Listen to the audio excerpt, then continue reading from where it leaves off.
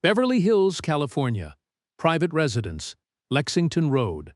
February 11, 1971. Thursday evening, 8:45 p.m. Wait. Before the evening begins, one fact requires establishing because without it, the evening cannot be understood accurately, and with it, the evening becomes something entirely different from the story that the title suggests it might be. Marilyn Monroe died in August 1962. This is not a story about a ghost. It is not a story that requires the suspension of biographical fact. It is a story about a woman named Patricia Harlow, who has been called Marilyn by everyone in the specific world she inhabits for so long that the name has become more real than the name she was given at birth, a name she does not use anymore, and that the people around her have forgotten in the way that people forget names that are no longer being used through the simple attrition of disuse. Patricia Harlow is 34 years old. She is a former actress, not former in the sense of failed, but former in the sense of someone who occupied that category for a defined period and then moved laterally into the adjacent category of the person who moves through the world that surrounds entertainment without being centrally in it, who attends the gatherings and knows the people and carries the specific social currency that a certain kind of visible beauty and a certain kind of history in the industry produces, and that continues to circulate long after the specific professional activity that generated it has concluded. She is blonde, and she is beautiful in the specific manner that caused the comparison to be made in the first place, and she has inhabited the comparison for long enough that it has shaped her, the way long-term roles shape the people who play them, not falsely but genuinely, because genuine things can grow from performed starting points when the performance runs long enough and deep enough to become the person's actual relationship to themselves. She is called Marilyn. She has been called Marilyn for 8 years. The gathering at the Lexington Road property is the kind of gathering that does not have a name, because it does not require one, the kind of Thursday evening that a certain stratum of Beverly Hills produces when the right people are available and the right house is open, and the specific combination of comfort and stimulation that this stratum requires of its Thursday evenings presents itself. The property belongs to a film producer named Gerald Ashworth, who has been hosting these evenings for 3 years with the casual regularity of someone who has discovered that the best gatherings are the ones that do not try too hard, that trust the combination of the right people and the right space to produce what gatherings are for without requiring management. 22 people are present. The distribution across the ground floor of the Ashworth property is the specific distribution of a gathering that has been underway for 90 minutes, and that has found its configuration. The clusters and the individual orbits and the specific spatial arrangement of 22 people who know each other with varying degrees of intimacy and who have organized themselves in the space according to the social map of who wants to be near whom, and who needs some distance from whom, and who is circulating, and who has found a position they intend to hold for the duration. Bruce is here because Gerald Ashworth has been trying to arrange a conversation with him for 6 months about a potential project that has not yet found its precise shape, and that Gerald believes will find its shape through the kind of unhurried conversation that a Thursday evening at Lexington Road is designed to produce. The conversation has not happened yet. Bruce arrived 40 minutes ago and has been absorbed into the general social life of the gathering in the way that gatherings absorb new arrivals through introduction and conversation and the natural movement of a room that is organized around the pleasure of its own activity. He is talking with a screenwriter named David Chen about something that the conversation has wandered into from a different starting point. The specific quality of wandering that good conversations at good gatherings produce, where the destination is never where you started, and the journey between them is the actual content of the evening. Patricia Harlow has been at the gathering since its beginning. She arrived first, as she often does at Gerald's gatherings, not because she is the most significant person present, but because she is one of the people for whom Gerald's Thursday evenings are the most genuinely pleasurable, for whom the specific combination of people and space and the unhurried quality of the evening provides something that the rest of the week does not reliably provide. She has been moving through the gathering with the ease of someone completely at home in it, talking and listening and producing in each conversation the specific quality of engagement that makes her a sought-after presence at these evenings, rather than merely an invited one. She has been aware of Bruce since he arrived, not in the specific focused way of someone who has identified a person they intend to approach, in the ambient way of a room that is being read continuously and that returns information about its most interesting elements without requiring directed attention. Bruce is an interesting element, not because of his public identity, which Patricia knows in the way that people in this world know each other's public identities, which is well enough to place them in the correct category without necessarily knowing the specific content of the category. Because of the quality of his presence, which is the quality that has been described consistently across every room and every encounter and every account from every person who has occupied a space with him, the quality that registers before assessment and that the assessment confirms rather than produces. The gathering has reached the stage of the evening where the energy has settled and the conversations have found their depth, and the room is operating at the level below the surface social register where the more interesting material lives. It is the stage that good gatherings reach when the conditions are right and that bad gatherings never reach regardless of the people involved. Gerald has a piano in the large room at the front of the house. Someone is playing it. Not a professional performance. The playing of a guest who plays well enough that the playing enhances rather than commands the room, provides a musical undertone that the conversations exist inside rather than stop for. Patricia crosses the room. She arrives at Bruce's elbow at the moment. The conversation he is in has reached a natural pause, the kind of pause that conversations reach when a thought has been completed and the next thought has not yet been identified, a pause with space in it. She says, "You are Bruce Lee." He turns. He says, "Yes." She says, "I have been told things about you." He says, "What kinds of things?" She looks at him with the quality of assessment that she has developed over years of gatherings like this one, an assessment that is simultaneously genuine and performed in the way that the most skilled social intelligence is both at once.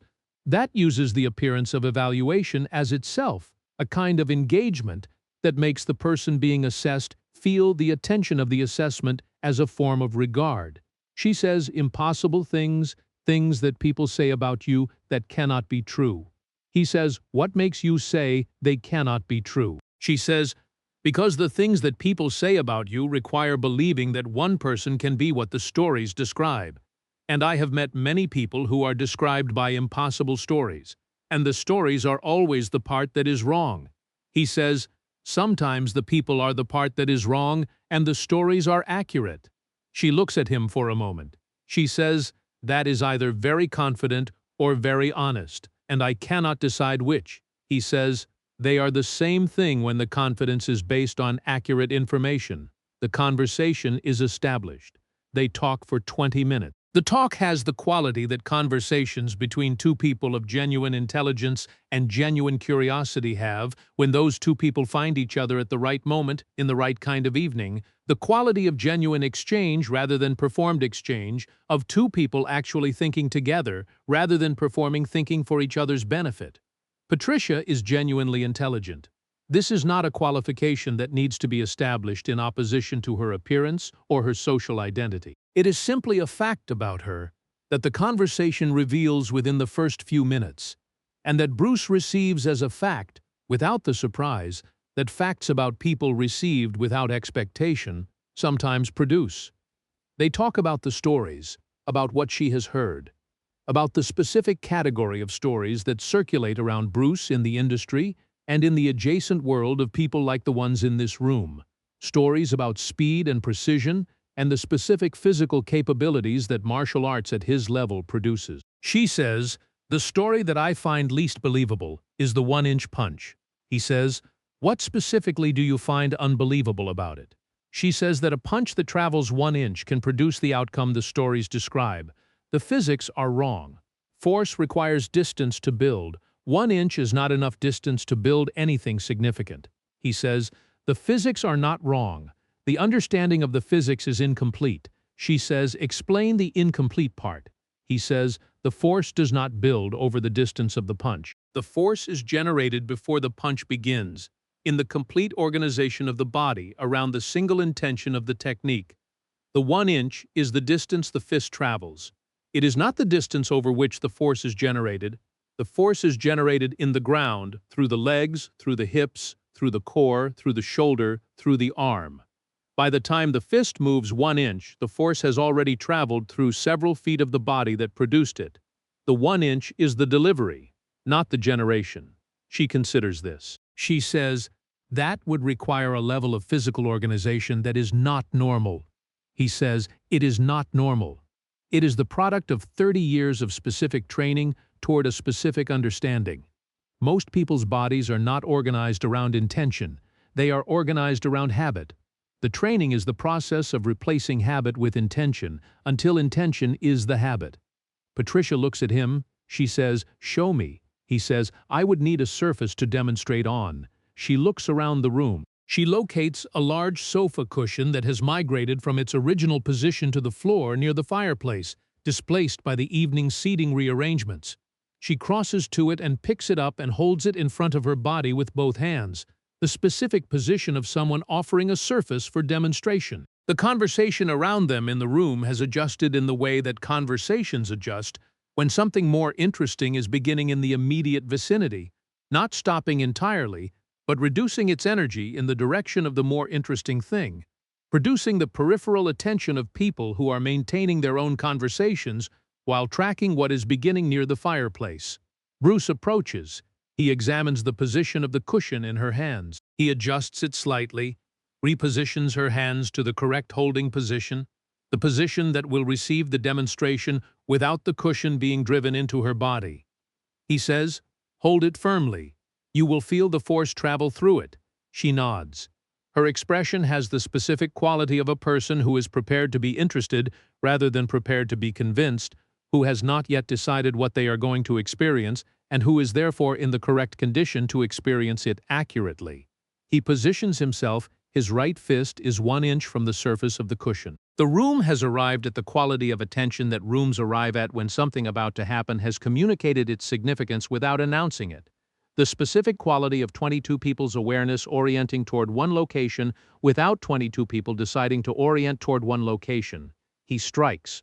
What Patricia Harlow feels in the hands holding the cushion is not what she expected to feel. She expected one of two things. She expected to feel nothing significant, which would have confirmed her physics argument and which she had privately assigned the higher probability. Or she expected to feel the cushion pushed backward, which is the response that the casual understanding of a punch traveling outward would predict. She does not feel the cushion pushed backward. She feels it pushed through, not through in the literal sense of the cushion being penetrated, through in the sense of a force that does not stop at the surface of the cushion, but that travels into the cushion and beyond the cushion, that communicates itself to the hands holding the cushion, not as a pressure on the surface of the hands, but as something that arrives at the center of the hands, and then at the arms, and then somewhere else, somewhere interior, a force that has bypassed the expected point of entry and arrived at a point further in than the surface contact would suggest is possible. She steps back, not from the physical force of the impact, which was calibrated for demonstration rather than for the full application. From the specific disorientation of a person whose expectation has been replaced by an experience that does not fit the expectation. She lowers the cushion, she looks at her hands, she looks at the cushion, she looks at Bruce. She says, that is not a push. He says, no. She says, what is it?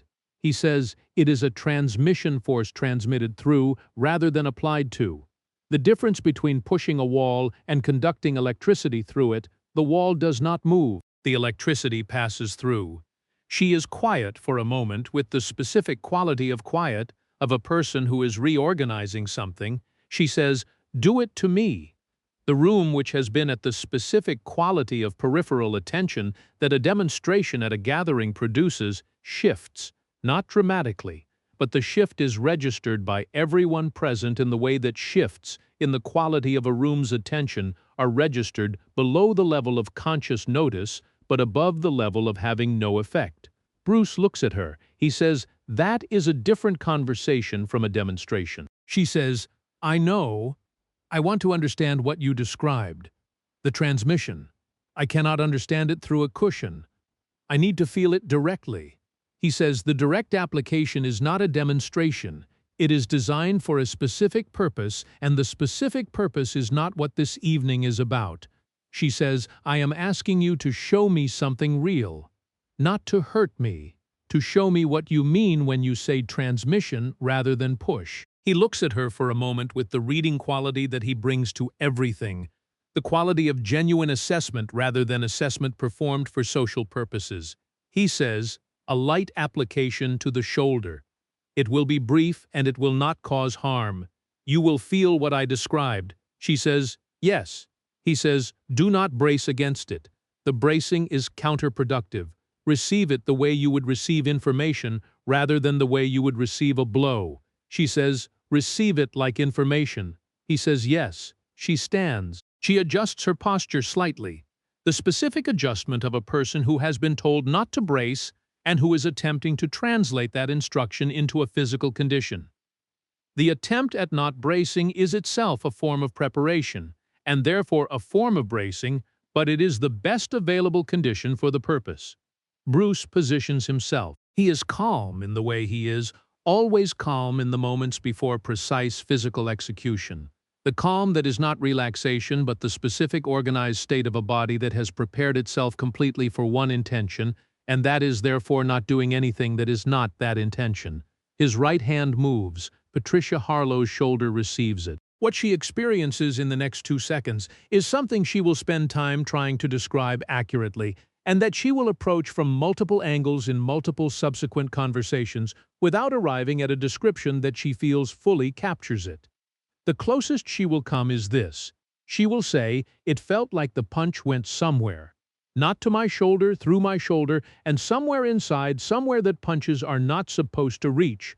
Not a pain. More like a conversation that my body was having with itself about what had just happened.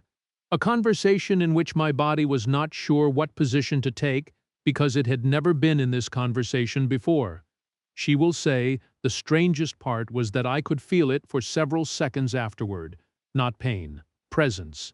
The presence of something that had passed through and that my body was still registering the passage of.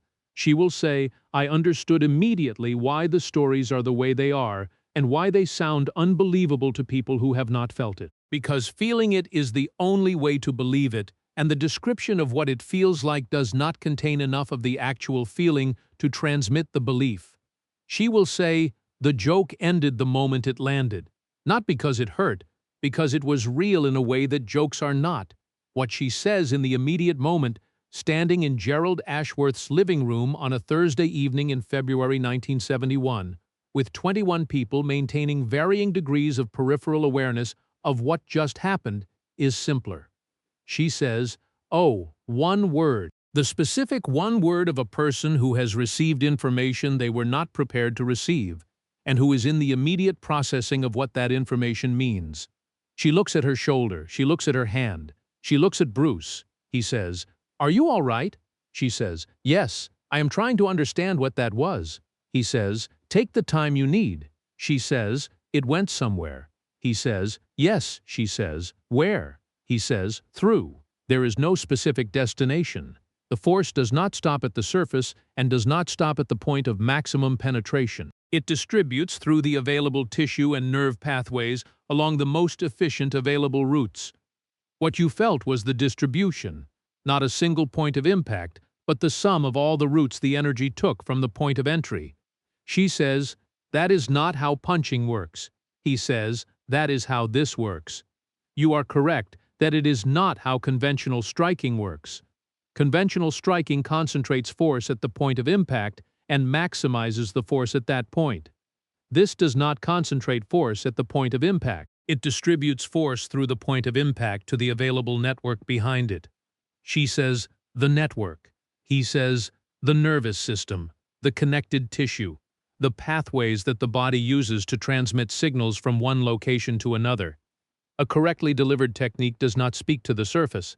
It speaks to the network. The network receives the message and responds according to what the message says. Patricia looks at him.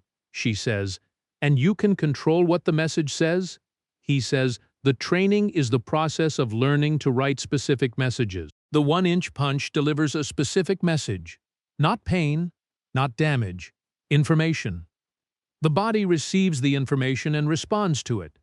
The response is what you felt. She says, "What was the message?" He says that the force was real. That was all. The lightest possible version of the message, sufficient for demonstration, insufficient for anything beyond understanding. She says, "Show me the full message." He says, "No." She says, "Why?" He says, "Because the full message delivered here would produce a response in your body that the rest of your Thursday evening would be spent managing. The light version was sufficient for what you wanted to understand." She says, "I want to understand the full version." He says, "Understanding and experiencing are different things. You can understand the full version through what you felt. What you felt was a reduced proportion of the complete application. The complete application follows the same principles at higher magnitude. Understanding the principles at lower magnitude gives you accurate knowledge of the complete application without requiring you to receive it." She considers this. She says, "That is a very disciplined answer." He says, "The discipline is the point. A technique that cannot be controlled at the level of the message it delivers is not a technique, it is an accident. What makes it a technique is the ability to select the message and deliver precisely that message and no more."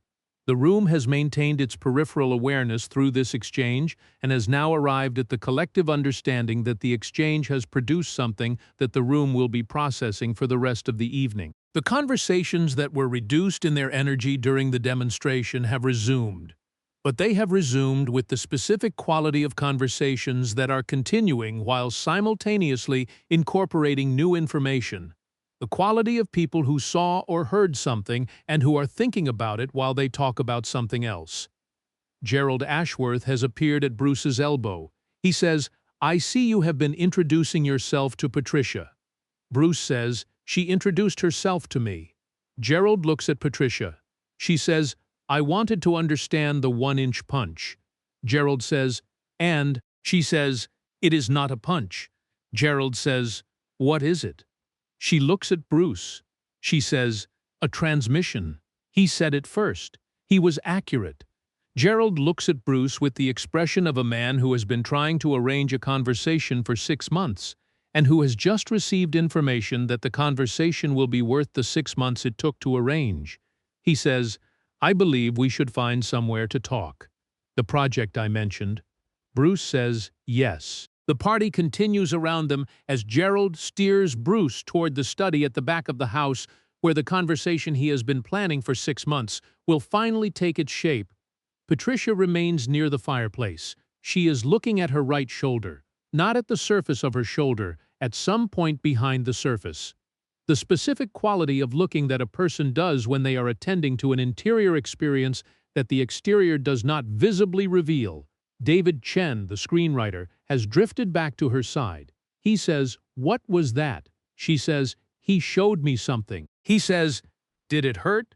She says, "No. That is the part I keep thinking about. It was completely precise. It was exactly as much as he meant it to be, and nothing beyond that. There was no spillover, no excess, exactly the message he said he was going to send, and nothing more." She pauses. She says, "I have been touched carelessly by people my entire life. People who did not think about the precision of what they were communicating, who sent messages they did not compose, and that contained things they did not intend because they never learned to control the sending." She is quiet. She says, "That was the first time someone delivered exactly what they said they were going to deliver. The exact force, the exact duration, the exact message, no more." David Chen says, "And that is what surprised you." She says, "That is what ended the joke." He says, "What joke?" She says, "The joke I came in with. I was not being serious. I asked for the demonstration as a social game, to see what the famous Bruce Lee would do when a woman asked him to punch her at a party. I expected either the refusal or the performance, the polite display of capability calibrated for the room." She pauses. She says there was no performance. There was only exactly what he said there would be. The precision is the thing I cannot stop thinking about. Not the force. The precision. She looks at her shoulder again. She says, "He asked me to receive it like information. I thought that was a metaphor." David says, "It was not a metaphor. She says, no, it was instructions. The evening continues. The piano plays, the conversations find their depth, and their wandering and their accidental destinations. Gerald and Bruce talk for an hour and a half in the study about a project that will not ultimately be made in the form they discuss, but that produces in the discussion the kind of thinking that good conversations about serious projects produce, even when the projects do not proceed. The kind of thinking that goes somewhere useful, even when it does not go where it was pointed. Patricia leaves the gathering at 11. At the door, she stops. Gerald is there, she says. Tell him something for me, Gerald says. Tell him yourself. He is in the study. She says, I will embarrass myself. Gerald says, you will not. She goes to the study. Bruce is finishing his conversation with Gerald's development executive, wrapping a thread that the evening's talk produced. He looks up when she appears in the doorway. She says, I wanted to say something before I left. He waits. She says, I came over to you tonight with a joke. I have been doing that for 8 years. Coming at things with a joke because the joke is the safest distance from which to approach something real. If the real thing does not match the joke, you are protected because you were only joking. If the real thing exceeds the joke, you get to be delightfully surprised without having invested in the surprise. She pauses. She says, you did not let me stay at the safe distance, not because you pushed me out of it, because what you showed me was so precisely real that the distance collapsed on its own. He says, the distance was always optional. She says, I know that now. She looks at him for a moment. She says, I'm going to think about what you said about replacing habit with intention until intention is the habit. He says, it takes time. She says, I have time. He says, then you have the most important thing. She says good night. She goes out through the door and down the driveway of the Lexington Road property, into the February night of Beverly Hills, into the cold that February nights in Southern California produce in defiance of the reputation of Southern California nights, the cold that reminds you that the warmth of the days is not a guarantee about what the evenings contain. She sits in her car for a moment before starting it. She is attending to the interior experience that the exterior does not visibly reveal. The shoulder does not hurt. It was not designed to hurt. It was designed to deliver a message. The message arrived. It was still arriving. It would keep arriving for a long time, not as a physical sensation, as a fact about precision and intention and the difference between performing a thing and being it, between the safe distance of the joke and the real distance of the thing itself, which is no distance, which is contact. She started the car. She drove north on Lexington Road into the Beverly Hills evening with the specific quality of attention of a person who has received information that has changed the shape of something they thought they understood. The joke had ended. Not badly, precisely, the way he ended everything, with exactly as much as was needed, and nothing beyond it.